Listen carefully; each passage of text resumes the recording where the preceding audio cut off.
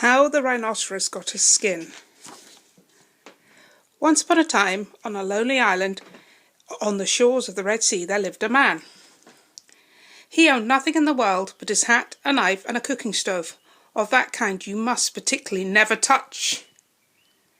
The man was very happy. He had nothing to worry about, except one rhinoceros who lived in the very middle of the island. He had a horn on his nose, two piggy eyes, humph! In those days, rhinoceros' skin fitted quite tight. There were no wrinkles in it anywhere. He had no manners, and he has no manners now, and he never will have any manners. One day, the man took flour and water, carrots and plums and sugar and other delicious things, and made himself one big cake. It was 2 feet across and 3 feet thick.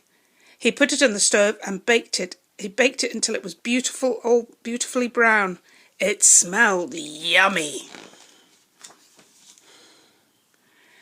The rhinoceros smelt the delicious smell. Just as the man was going to eat his cake, along it came. In 2 shakes of a tail, the man had climbed to the top of the tall palm tree and hid. The rhinoceros upset the stove with his nose. The cake rolled into the sand. Then he spiked the cake on the horn of his nose and ate it all up, every last crumb.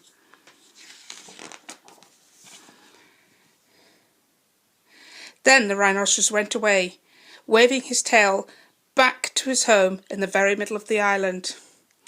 The man came down from a palm tree, cleared up the mess, and as he cleaned up he thought of the plan and thanked himself. Them that take the cakes which the man bakes makes dreadful mistakes. A few weeks later, there was a heat wave in the Red Seas. It was so hot, everybody took all their clothes off. The man even took off his hat. In those days, the rhinoceros skin buttoned underneath with 3 buttons. The rhinoceros took off his skin to have a cooling swim in the sea.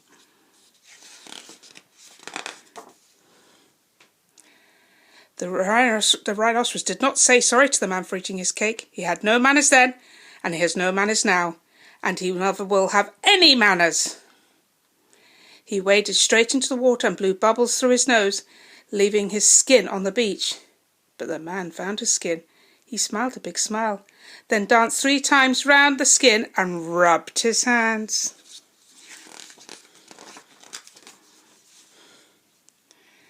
The man filled his hat with the crumbs. He had plenty because he never ate anything but cake, and he never swept out his camp. He took it, that skin, he shook that skin, he scrubbed that skin, he rubbed that skin. At last it was full of dry, stale, tickly cake crumbs and some burnt currants, as it could possibly be. Then the man climbed to the top of his palm tree and waited.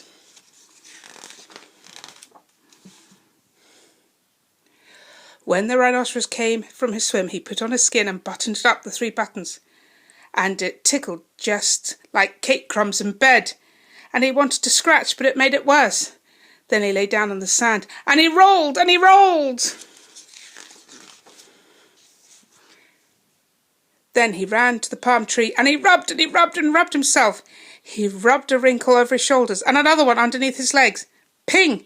He even rubbed the buttons right off. It spoiled his temper and didn't make any difference to the crumbs, so he went home, angry and horribly scratchy. The man came down from his palm tree and felt quite pleased with himself. And from that day to this, the rhinoceros has folds in his skin and a very bad temper because of the cake crumbs inside. Rumph! The end.